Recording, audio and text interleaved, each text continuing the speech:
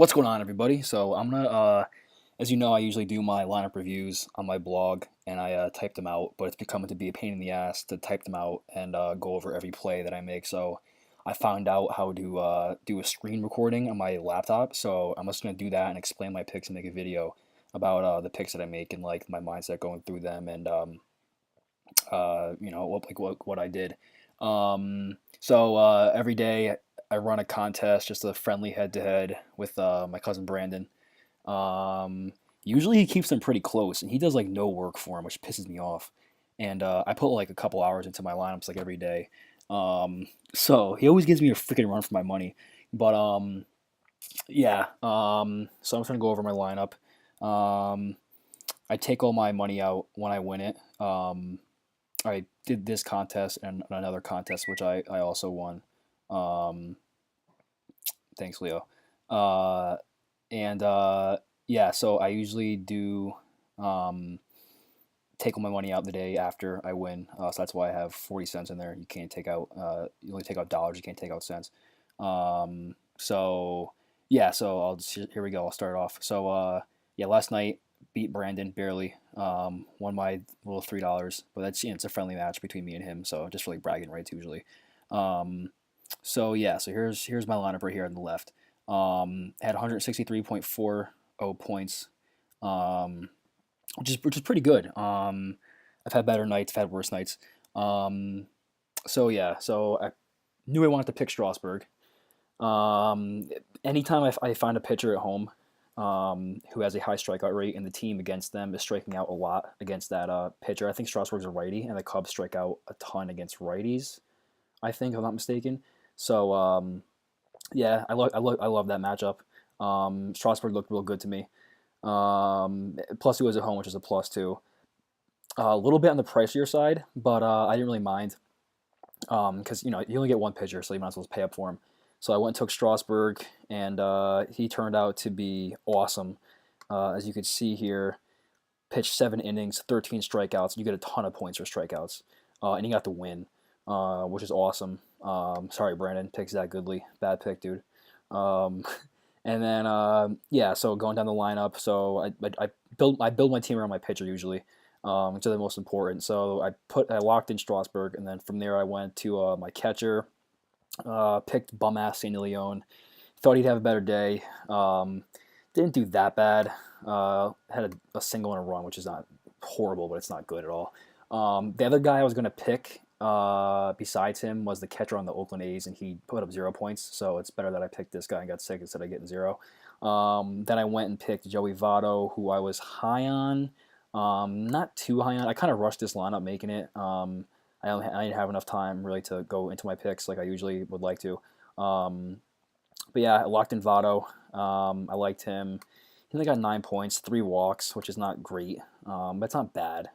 For his price, 4,000. That's kind of bad. You tend to want to score as many points as like 3 times your salary. So 4,000, so 4, 8, 12. So he should have scored around 12 points. He only got 9, so it's low, lower than usual. Um, so Jed Lowry was one of my good picks that I really liked. I locked him in. I think before I locked up Votto. Um, I liked him. He was cheap, 2,600. So he really only had to get like 8 points to hit his value. That in third, which I really liked, and he ended up putting 28.4 points, which is good. Had a nice homer, 2 runs, 2 RBI. So he had a great freaking night. Um, yeah, so I was proud about that pick. That's a good one. Prado, it's kind of the same mindset here. I kind of wanted. He was cheap, 2,700. He's batting fifth, which it's kind of usually taking guys like 1 through 4 is where you want to be. So taking Prado was kind of he was cheap though, and I paid up for Strasburg and spent 10,300 for him. So that was a lot of money going to Strasburg. So I kind of had to bump down some of my other positions, which is just happens like on the slate. And every given night it's different. Some nights you might pay up for a pitcher and have to go down for hitters, which is the case here. Other nights you might pay up for hitters and pay down for a pitcher. It also all depends. Um, yeah, I went Prado. He didn't do good at all. He got a single. Thanks, buddy. Um, 3 points, not good. So yeah, I wasn't really too happy about him. Miami, they got shut out too, which is even worse. Um, this guy I've been playing a lot, Devin Marrero. Whenever he plays, I think he's Xander Bogaerts' backup for the Red Sox, the shortstop. And whenever he plays, he's usually really cheap. And you see right here, he's dirt cheap, 2,100. 2,000 is bare minimum. So whenever I see a guy that's $2,000, I usually throw them in there. Um, and this guy was 2,100, it's $100 above minimum. So I was like, nah, screw it. So I threw him in there, and I played him before. He had a good game, and he did okay, 9 points, not good at all. He had a single and a stolen base, um, which is not bad. He only really need to get like 6 to 8 ish points to hit his value, and he did. He got 9, so I guess he kind of exceeded his value, but not really. But he was a decent play. Um, I'll skip him for a minute because I got to talk about my boy Judge over here. Chris Young is a piece of shit. Thanks, buddy, for getting 0 points. That's the worst when they put up a 0. I mean, come on, dude. I knew he was going to be highly owned because he had a good game the day before. He was dirt cheap, 2,500. A ton of people were going to be on him in the tournament that I played in. I think he was like over 20% owned, which is bad. You want to take guys that are under 10% owned, because it's hard to move up the leaderboards with a high ownership. So yeah, 2,500. He had a good game the day before, so I knew he was going to be highly owned. But he's kind of the only guy I could fit in there, so I went and threw him in there. Um, I'm not too happy with him. Yeah, screw. Thanks, Chris Young. Never take you again, buddy. Like 0 points, nice fat goose egg. Yeah, so screw him. We won't talk about him. McCutchen was interesting because I didn't even.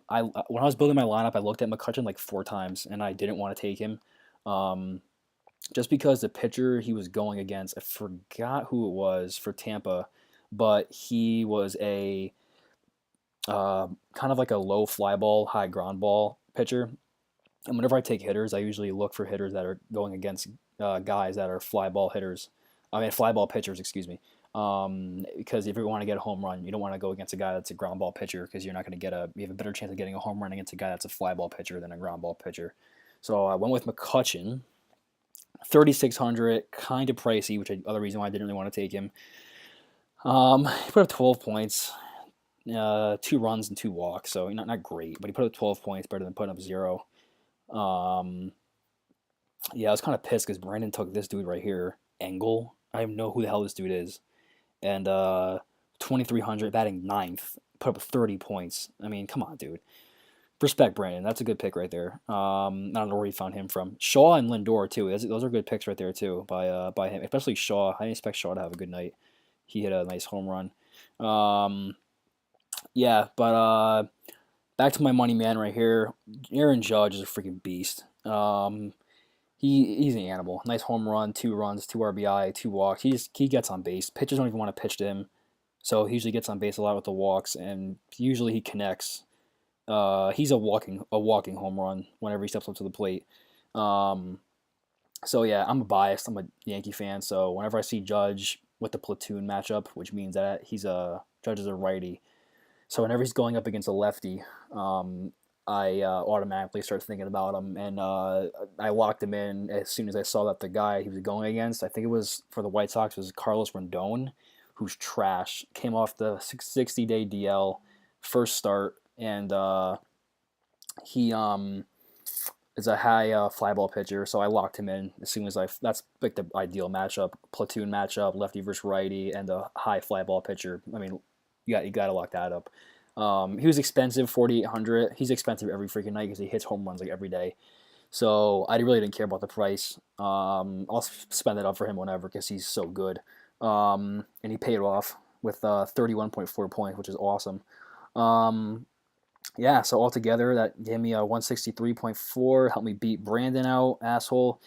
Brandon actually had a pretty good game, 148.9. That's not a bad score. He had me shaking a little bit, but I pulled through. Um, yeah, so hope you guys enjoyed this quick little video. I'm gonna start doing these more often instead of typing them out. I think it's more time efficient and gives you guys a better insight of like what I like to do with my lineups. I made one for tonight and it just locked they lock at 7:05 usually, so it just locked, so I can't touch it anymore. I'm not gonna show you. I'll show you guys tomorrow what that one looks like. Hopefully it does good. We're my lucky boxers tonight, so hopefully I can get some nice luck on my way. So yeah, that's it. So stay tuned. Keep an eye out for this video on the blog, and keep an eye out for some blog posts. I'll have some coming out soon. And yeah, hope you guys enjoyed. Thanks.